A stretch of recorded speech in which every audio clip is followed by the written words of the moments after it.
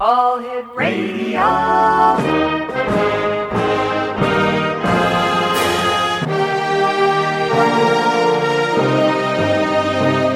Welcome to the X Zone, a place where fact is fiction and fiction is reality. Now, here's your host, Rob McConell.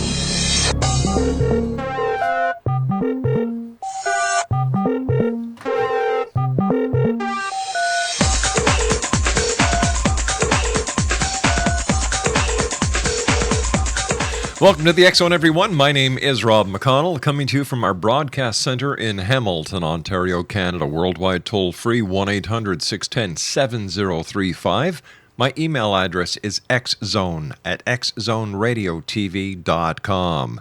On all social media sites, one easy address, X Zone Radio TV, and our website, www.xzoneradiotv.com. And if you'd like to listen to any of the past shows, just go to xzonepodcast.com. My guests this hour, X Zone Nation, Sheila Himmel and Fran Smith, are the authors of a very interesting book entitled Changing the Way We Die, Compassionate End-of-Life Care and the Hospice Movement. Their website is www.changingthewaywedie.com. And to both you, Sheila and Fran, welcome to the X Zone. Thank you. Thank you. It's great to be here. Now, Sheila, what was it that you decided, what was the reason to decide to write a book on changing the way we die with Fran? Well, Fran and I have been friends and colleagues for years, and it turned out that our fathers died around the same time, so we started talking, as friends do, and it turned out we'd had very different experiences. Fran's father died after a long decline in the hospital, and my father also had a long decline, but he died in hospice. And our experiences couldn't have been more different. Really? So we started talking about that, and then when we started talking with other people about hospice, and invariably, if they had experience in hospice, it was this really moving experience with their loved ones, and people who worked in hospice were very passionate about their work. So we got intrigued and started looking into it, and we went from there. Now, Fran, do you see a major change in the way that society is looking at death over the last 10 years?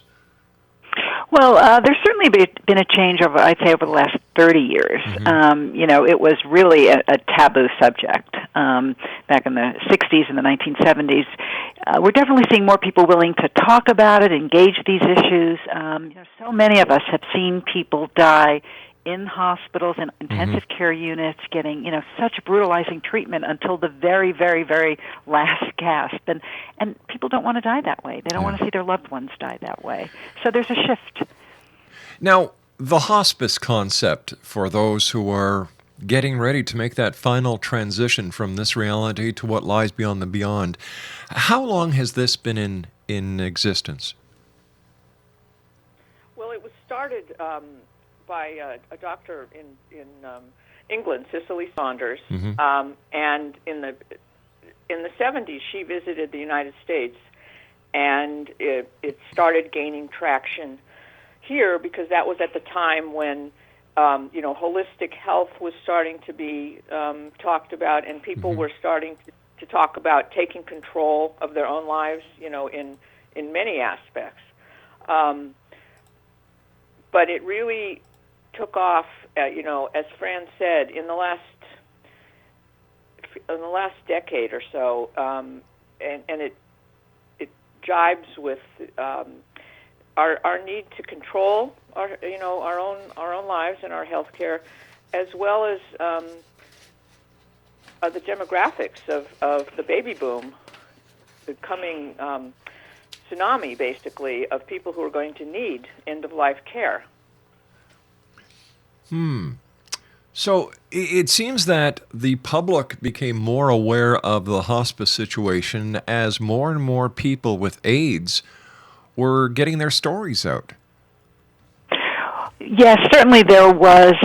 AIDS really brought it to the fore, and also really led to a change in how hospices perceive their mission. Hospice began back, as Sheila was talking about, in the days of Cicely Saunders and the early hospices, hospice programs here in the States and in Canada, really as a program primarily for cancer patients.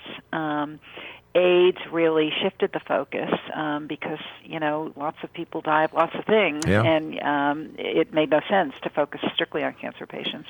So AIDS kind of came next, and now more than half of patients in hospice programs have non-cancer conditions and non-AIDS conditions, Alzheimer's disease, congestive heart failure, end-stage kidney disease, and other chronic illnesses, all the things that we die of today.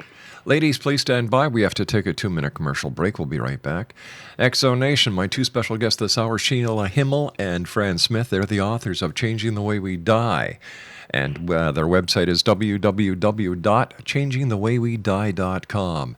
I'll be back on the other side of this 2-minute commercial break with Fran and Sheila as we continue talking about the title of their book, Changing the Way We Die, here on the X Zone from our broadcast center in Hamilton, Ontario, Canada, and on the Sirius Satellite Network. Don't go away.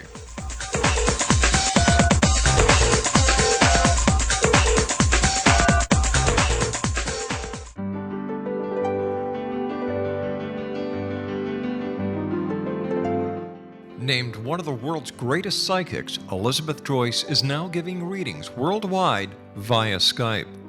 Elizabeth Joyce is recognized for her clairvoyant ability to help find missing persons, her analysis of dreams, past life regression work, mediumship, and her accurate predictions. Elizabeth has been a frequent guest on the X Zone radio show with yours truly, Rob McConell, now for several years. For an appointment with Elizabeth Joyce, call 201-934-8986 or Skype at elizabeth.joyce. And for more information, you can always visit Elizabeth Joyce online at www.new-visions.com.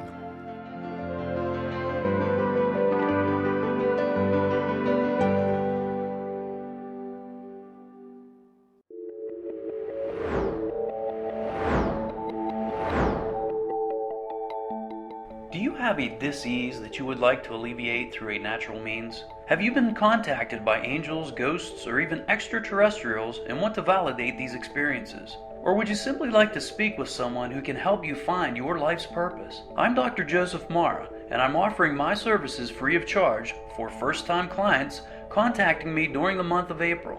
These free consultations include angel card readings, guided meditations, life coaching, and energy healing. If you have always wanted to explore these types of experiences but were skeptical or simply could not afford them, then take advantage of this free special offer. Contact me through my website, aguidinglight, spelled LITE.com, to schedule your consultation today. Until then, I offer you love, light, and laughter.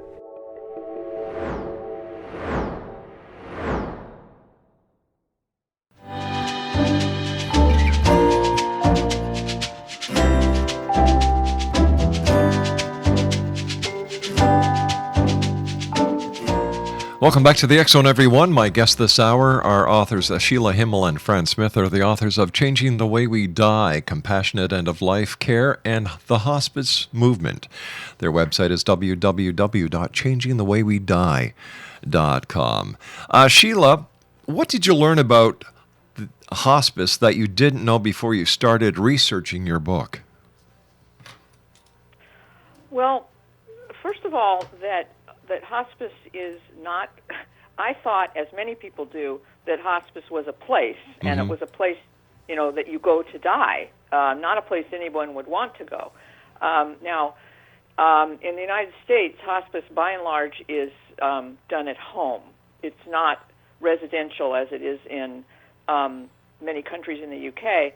We basically bring hospice to the people, to home, and that could be also in a nursing home, but we really don't have residential facilities. One of the people that we interviewed said she thought hospice was like, she pictured it like a parking garage with people lined up, ready to go, and not a place anyone would want to go. No. And it turns out that hospice really is a philosophy of living, and it's a very life-affirming philosophy as well. So why does the public have this misinformed concept of what hospices really are? Well, I think the medical community, for the most part, doctors want to cure and want to keep curing and want to keep fighting. So they have been slow to embrace the hospice concept and educate their patients. Often when a hospice referral is made, it's treated as if, this is just like the last awful stop and all hope is gone. And we found in our book, and we described so many instances where people were really able to reclaim their lives when they went on hospice care. And, hospices themselves haven't really done a very good job of telling their story, and that's what we try to do in the book. Are hospices privately owned? Are they government supported? Does a person have to pay through their insurance policy for a hospice, or do they have to pay cash? What's the financial breakdown of a hospice? Well, in the United States, Medicare does pay for hospice, and in private insurance does as well. Now, the catch is that it is not 24-hour care. It involves a whole team of the doctor and the nurse and aides and 24-hour phone availability. Also spiritual care if you want it, but there's not somebody there 24 hours a day. So families, it's basically do it yourself for the family. But if it's do it yourself for the family, why not bring the person home? Like, what's the sense of putting somebody in a hospice if they're not getting the 24-hour care, if they're not getting nursing, if the only thing is that they're not in the home? No, I'm sorry. I'm maybe misled you. Hospice is not a place; it's a service. So the service does come to your home. The doctor comes to your home. The nurse comes to your home. If you want spiritual care, in fact. They will also offer help with practical things like, finding out where to get your taxes done and things that, financial things that you may have to deal with because the loved one is incapacitated. The services really are very broad, but not there on the spot all the time, as you would have in a hospital. All right. Once again, I'm a little confused here, because what I'm hearing is, all right, the hospice is at your home. These people come to your home. Am I right? Right. Okay. So why do you call it a hospice then instead of home care? Well, hospice is it's a really specialized services. Home care is a pretty broad term, and lots of patients get home care, and it can mean almost anything from hand-holding to aid washing you. Hospice is very specific for patients who have a 6-month life expectancy, and it is, as Sheila said, there's a team approach. There's a physician who's an expert in palliative care. There are nurses and social workers, and it's really about doing two things: helping people live as fully as possible in the time they have left, and helping people, and relieving suffering, helping people die in comfort and in dignity. So, Fran, my grandmother, when I was a young lad, was diagnosed with terminal cancer. She was brought home to be taken care of. The doctor, Dr. St. Ange, a country doctor, would come to the house. The Victorian Order of Nurses came and taught my mother and my aunts how to give her the injections. Our minister came down and gave spiritual guidance. And that was called home care. So I'm having a very hard time understanding what the word hospice is. Now, to me, a hospice is a place, a building, where there are people who basically go in and never come out. So what's the difference between what my grandmother did with my family compared to what we're talking about now? Well, in Canada, hospice is much more residential focused. You know, the kind of the building that you're talking about. In the United States, hospice in many ways looks like exactly what you're describing. But right here in this country, you know, there aren't country doctors who come and visit your home anymore. And hospice, in a way, it returns dying and death to families to doing it the way it was done, you know, in an earlier era, as an alternative to what has been happening, you know, both in the United States and really all over the world, which is that, you know, many people who have cancer and are about to die are, you know, are in hospitals or getting chemo up until the last day. You know, if there's not a doctor and a nurse and a spiritual care coming into the hospital to help them make the passage. It's brutal treatment until the very end. Geez, I'm glad I live in Canada. You know, it seems so cold and callous. Basically, what it sounds like is, all right, you're sick, you're dying. We need the bed to make more money. Go home. No, it's not like that at all. It's most people on surveys. Most people say they prefer to die at home. Well, who wouldn't? Who wouldn't? I agree with you 100%. Right, yeah. But it sounds as if the hospital, who makes a lot of money each and every day from the public, from the government, and from insurance companies, would rather have that bed available to a person who they can make a lot of money on compared to the person who is facing their final days. Well, yes. But hospice is a way to support that person going home. So, yeah, I mean, but, you know, even if a person's facing their final days, hospitals can still make a fair amount of money on them. So, you know, hospitals don't necessarily want to shove them out the door in the final days. So tell me, is it possible, Sheila, to have a good death? Yes. My mother, my sister, and I were with my father the morning that he died, and it was very peaceful. It was just like the spirit, you know, went out of him, and he, you know, he wasn't there anymore. It reminded me of, it's sort of a mirror image of when my children were born. You know, and there were two of us in the room, and plus the nurses and stuff. But and then suddenly there were three people, and it was the opposite with this. There were my family was there, the four of us, and then he was gone. I mean, his body was there, but he was gone.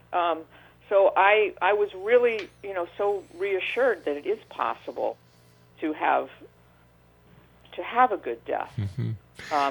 Now, it's not always controllable, and often things happen that, you know, are hard to watch.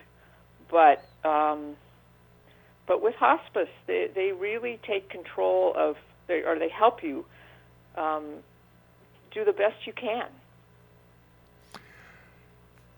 Did having your dad pass at home help with the closure and the grief compared to if your dad would have passed away in a hospital? Well, actually, my dad was in a nursing home because, as we know, unfortunately, in this country, doctors, it was hard to have him at home. But but it was not like a hospital at all. When we brought in hospice, the whole staff changed. We got a different doctor, a different nurse. And there weren't, like, you know, buzzers going off all the time and a lot of, you know, action and all these tests and things. I mean, it was very peaceful. So it made a huge difference. And also, up until the time we brought in hospice, we were rushing time. We were, you know, he would fall and have to be off to the emergency room. So that was all eliminated. How was that eliminated? Because on hospice, once you agree to hospice, you stop care for your primary illness. You concentrate on comfort care and palliative care, so that he was not forced to get up for, like, for example, occupational therapy, which was, now that I look back on it, pretty ridiculous at that stage. But it was just, if he was in pain, we dealt with the pain, and he was able to visit with people, and just be as present as possible for his last months of life. Ladies, please stand by. We have to take our news break at the bottom of the hour. X-Zone Nation, our guest this hour, SHEILA HIMMEL and Fran Smith. They're the authors of Changing the Way We Die. Their website is www.changingthewaywedie.com. That's www.changingthewaywedie.com. My name is Rob McConnell. This is the X-Zone, a place where people dare to believe and dare to be heard. And we're heard around the world on the X-Zone Broadcast Network and the Sirius Satellite Network. If you'd like to send me an email, xzone@xzoneradiotv.com is my email address. And you can listen to us 7/24/365 on your computer, on your iPad, on your iPod, and on your telephone by calling 213-401-0080. I'll be back on the other side of this news break, and words from our fine sponsors. Don't go away.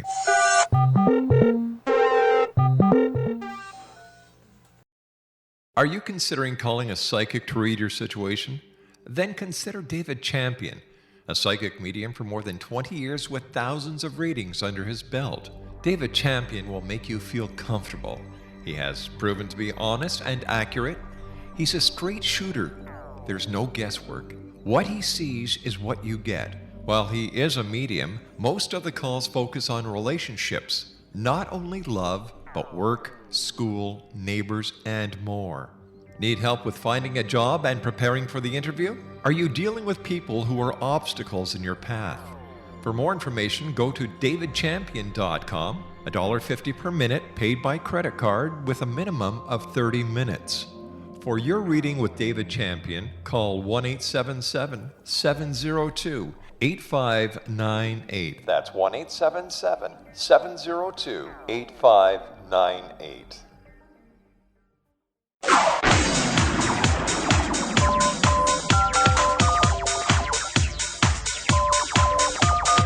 Now you can dial in to listen to the X-Zone radio show from anywhere in the world with Rob McConnell 24/7, 365 by dialing 213-401-0080. That's 213-401-0080. If you have a mobile phone or landline, the X-Zone radio show with Rob McConnell is now at your beck and call at 213-401-0080. That's 213-401-0080, 24/7, 365.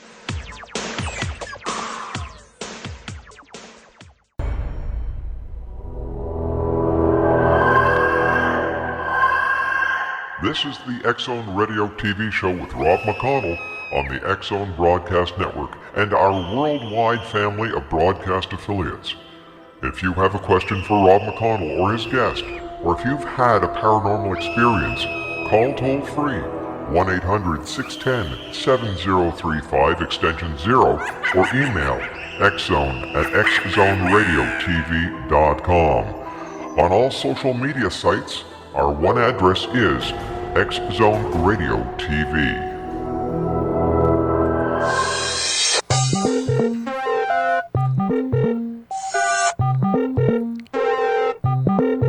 We're talking this hour to SHEILA HIMMEL and Fran Smith. They're the authors of Changing the Way We Die, and their website is www.changingthewaywedie.com. Fran, it almost seems that having somebody in a nursing home, like, if you don't mind, Sheila, can I use your dad as an example? Of course, yeah. Okay. That, Fran's dad would fall, and basically he wasn't taken to emergency. It seems as if at times, from what I'm understanding, is there a difference between a hospice and assisted suicide? Yes. there's a big difference, and in fact, a lot of the hospice leaders are really opposed to assisted suicide. The whole idea behind hospice is letting death occur naturally. You do nothing to stop it from occurring, and you do nothing to speed it along. Assisted suicide is an action to speed death along. Really, a physician writes a prescription for lethal doses of medication, and where it's legal here, for a competent patient, and then the person takes that medication. So there's a big difference between the two.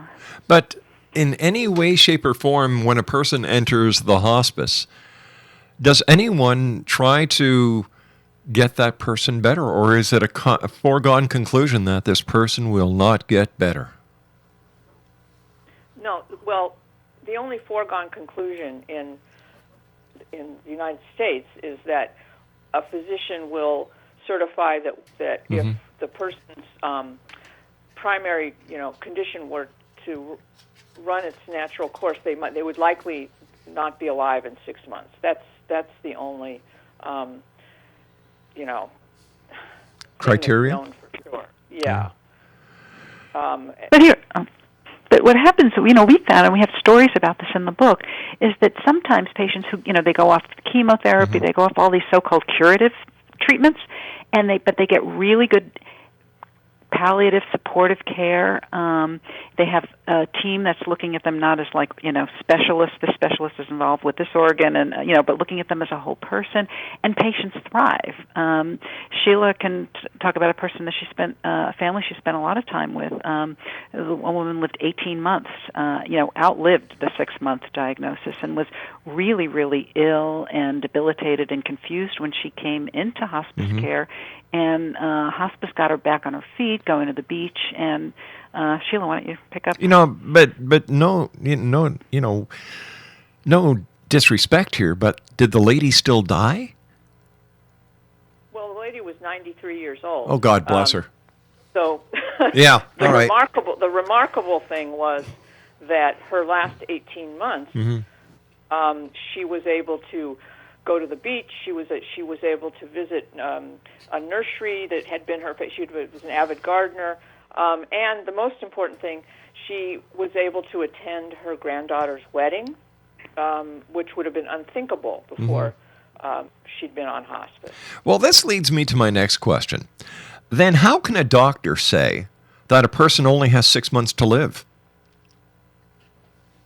Well, that's a great question. Doctors are able to make these calculations, and based on how advanced the disease is.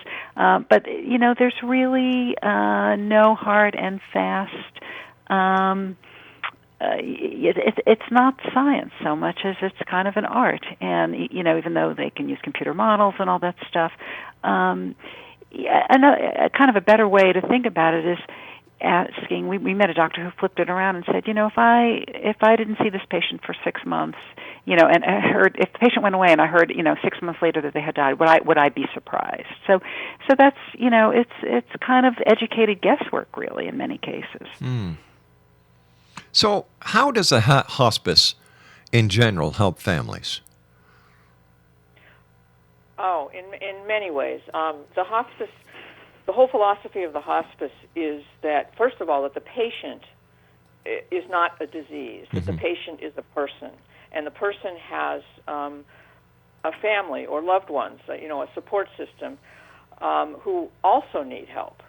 So the hospice offers a social worker to help the family, like make a schedule, for example, of who's going to be there when. Also, as I mentioned, spiritual care, which turns out to be very helpful to people, to families in that time, and it also includes bereavement care for the family. And we've got a couple of chapters about people who joined a bereavement group when their spouses died, and this was the lowest point of their lives. They were just in despair. Of course. And none of them wanted to go to a group. But all went reluctantly, and now they're like a family. They celebrate holidays together, and they're, in fact, 3 couples have emerged from this group. So they kind of show in these chapters, we show that life goes on. Yes, life it does. Go on. I was wondering, Fran, if you could share with us some of the stories from your book. Sure. Well, we open the book with the story of a man named Rusty Hammer, and that was really his name. And he was diagnosed with a rare leukemia at age 50. Just as he was turning 50, he had back pain, and it didn't go away, and he got an MRI, and it lit up a massive tumors. And he was a go-getter. He'd been a political dynamo in California, very elected office at a very young age. And, he fought like hell. He went through treatment for 4.5 years, hundreds of nights in the hospital, hundreds of different medications, all kinds of surgeries. And when somebody suggested hospice 4.5 years into this, he was horrified by the idea. He thought it really meant giving up. Yeah. And a social worker came and posed the question, rather than think about giving up, said, Rusty, what do you want to do with the rest of your life? And it really reframed the choice for him. And he ended up going into a hospice program, which meant he was home. He got care at home. He accomplished a lot in those last 6 months. Sheila, why don't you talk a little bit about Rusty? Right. When he went to hospice, they eliminated these horrible trips to the doctor, which would involve, his wife getting him into the wheelchair and packing up all their things and getting to the hospital and, waiting for the doctor and waiting for a bed and waiting for all that, and then recuperating from that the next day. So instead of that, he was able to be at home and have a sort of a salon of his high school buddies came over and they talked politics and they had pizza and he was able to write a book that he'd been wanting to.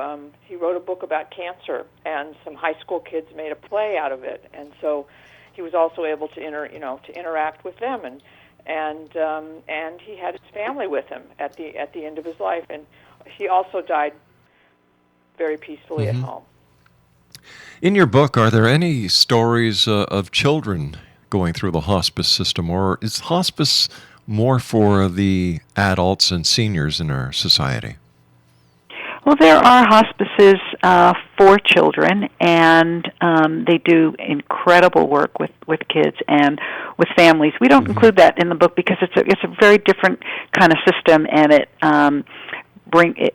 brings up all kinds of different issues. So it was kind of hard to kind of meld the two together, but it's a really important area. Maybe the next book will do. Yeah. How would people choose the best hospice for their best, fit best for their loved one?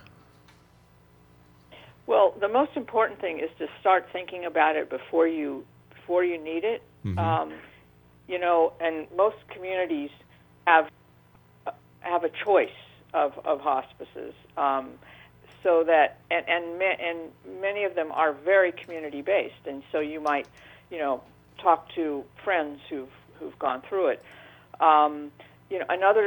Another good way to kind of gauge whether this is the right organization for you is just to call and see what kind of reception you get on the phone. If you're just handed a questionnaire to fill out, then maybe that's indicative of the kind of treatment your family's going to get. You might try somewhere else.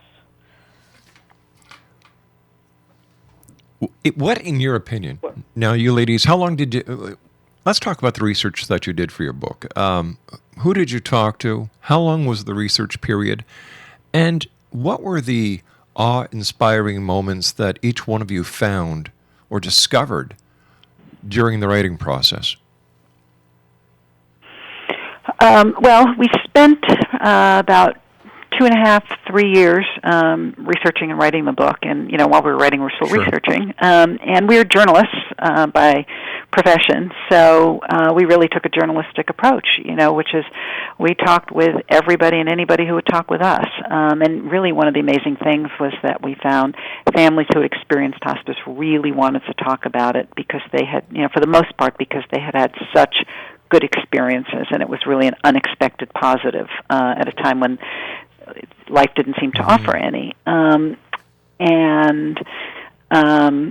Awe-inspiring moments. For me, there were so many, and I'll tell you about, almost one of the really tiny ones. We write about a family in the book, a young family. The patient was 39 years old, and he lived with his wife and 2 young kids, and one of the kids had autism, and it was one of those, as we were talking about earlier, he actually was asked, because of insurance purposes, he'd been in an inpatient hospice, and where he did very well, and then he was sent home, where his wife was really, had hospice support, but was responsible for his care, and it was a very stressful situation at home. And one night, his catheter slipped out, and the wife called the nurse, and she was over. It's the middle of the night, and she came over,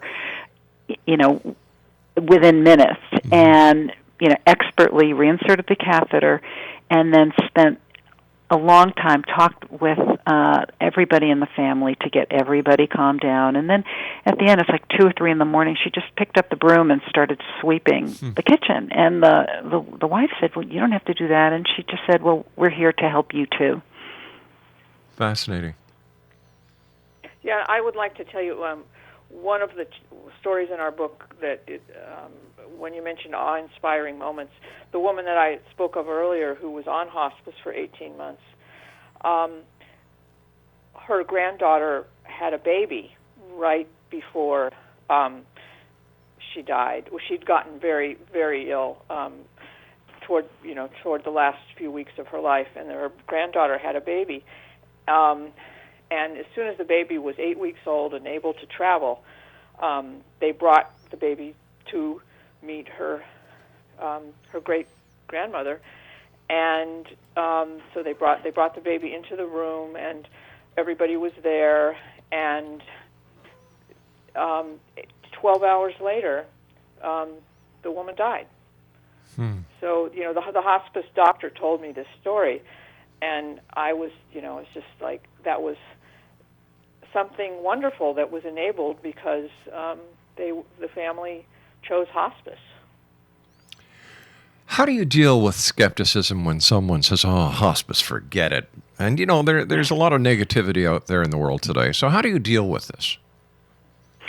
Well, I personally dealt with this with my mother throughout the writing of this book. Every time she'd ask me how the book was going before I could even answer, she'd say, "Oh, it's so depressing," And we just came out of this so inspired by the courage and the grace of, families and the caregivers and healthcare providers. And, that's what the stories in the book talk about. That's what we found to be incredibly life-affirming, and that's the message we're putting out. Doesn't have to be depressing. And the question about dying isn't if, but when, and that if we engage these things, as Sheila said earlier, if you think about these things earlier, you're really much better prepared to make good choices that allow you to live fully and that eliminate the possibility of a lot of futile medical care at the end of life. All right, ladies, please stand by. We have to take our final break for this hour. Exonation, our guest this hour, are 2 ladies who have written a book. It's entitled Changing the Way We Die, Compassionate End-of-Life Care and the Hospice Movement. It's by Sheila Himmel and Fran Smith. And their website, www.changingthewaywedie.com. And where is your book available, Fran? Well, all of the major, online sellers, Amazon, iTunes, Apple Store, right. Barnes & Noble. So online as well as brick and mortar stores? Yes. Okay. Yeah, it's available, it's available in book form and in ebook. Excellent. Fran Smith, Sheila Himmel, please stand by. We'll be back on the other side of this break as we continue talking about the Changing the Way We Die. Their website, once again, is changingthewaywedie.com. My name is Rob McConnell. This is the X Zone. We'll be back. Don't go away.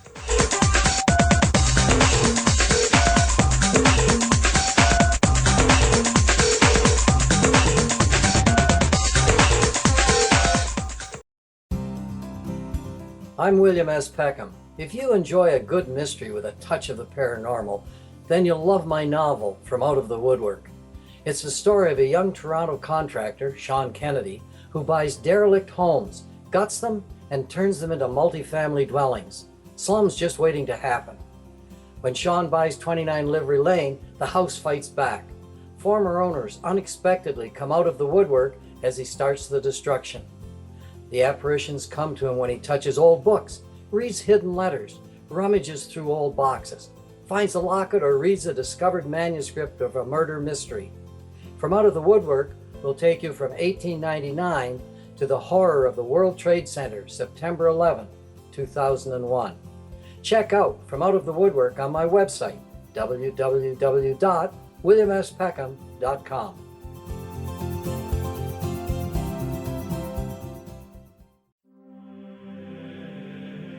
Rob McConnell here, presenting an overview for Nicholas Paul Jennings, author of a fascinating book, Amen. It presents facts revealed by Egyptologists, facts that enable us to understand why Amen is the beginning of creation of God.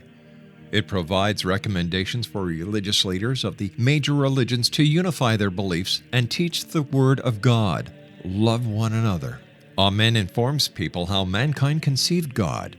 It was the Egyptians that developed the concepts of a soul, a hereafter, and Son of God. And finally, after the worship of many gods, they conceived the belief in one universal God, the maker of all there is. For more information, visit www.futureofgodamen.com. That's www.futureofgodamen.com.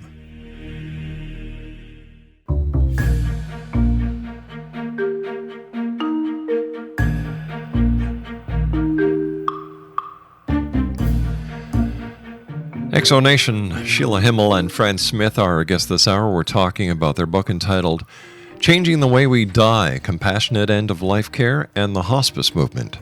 Their website, www.changingthewaywedie.com, and their book is available on all online and brick-and-mortar stores in both print and in e-format. First of all, ladies, I want to thank you so much for joining us. It's been a great pleasure talking to you. What are your final words for the people around the world who are listening this hour, Sheila? Well, as Fran was saying, this is not a depressing topic. There are ways. There's a card game that you can play called Go Wish that helps you start the conversation about these issues, and it's something that families should do before they're in crisis, and they can really have take control of their last months, the last years of life. And Fran, what are your final words for this hour? Well, I would add to what Sheila was saying and say to people, even if you don't want to be thinking about these things for yourself, do it for your family. It makes such a huge difference to survivors when a loved one dies well. Is there any evidence that having a person spend their final time in a hospice, that it brings the family together? Does the family bond, and is the grieving period lessened by the hospice experience? Well, the grieving period, that's uncontrollable, but the guilt is definitely relieved. I mean, people don't witness their loved ones dying tied up to machines and having all kinds of emergency things going on. As I said with my father, it was very peaceful. So people don't look back on it and say, "Oh, that was horrible." I mean, they're allowed to feel that they've done their best, and that helps them heal. What is the percentage hospice versus traditional hospital? Well, in the United States, it's 44% of deaths now take place in hospice care. So really, most people still are dying in hospitals, but that number has just really changed dramatically over the last 10 and 20 years. Is it more? Is it more financial? Yes. Is it more financially advantageous for the family to have the person pass away at home, or more financially advantageous to have the person pass away in a traditional hospital? Financially, it's so complicated because in this country, as you know, the insurance is very messed up. So it's not going to cost. I mean, the costs of hospice at home are only going to be if the family wants to bring in an aide or like a personal health aide to help in certain times. So that's not going to be a huge cost because you're not they're not paying for the medication or the professional care, but they may need some kind of a home health aide, which is not an inconsequential cost, but that would be it. Ladies, I want to thank you so much for joining us. We have to say so long for now, and continued success. And if you do write the book on the child or the children's hospice, I'd love to have you back on. Exonation, Sheila Himmel and Fran Smith have been our guests this hour. They're the authors of Changing the Way We Die and their website. Do you have your pencils and paper ready? All right, their website is www.changingthewaywedie.com. I'll be back on the other side of this commercial break with the news at 6.5 minutes past the top of the hour as the X Zone continues with yours truly, Rob McConnell. After all, this is truly a place where people dare to believe and dare to be heard, and we're coming to you around the world from our broadcast center in Hamilton, Ontario, Canada, on the X Zone Broadcast Network and the Sirius Satellite Network. Don't go away.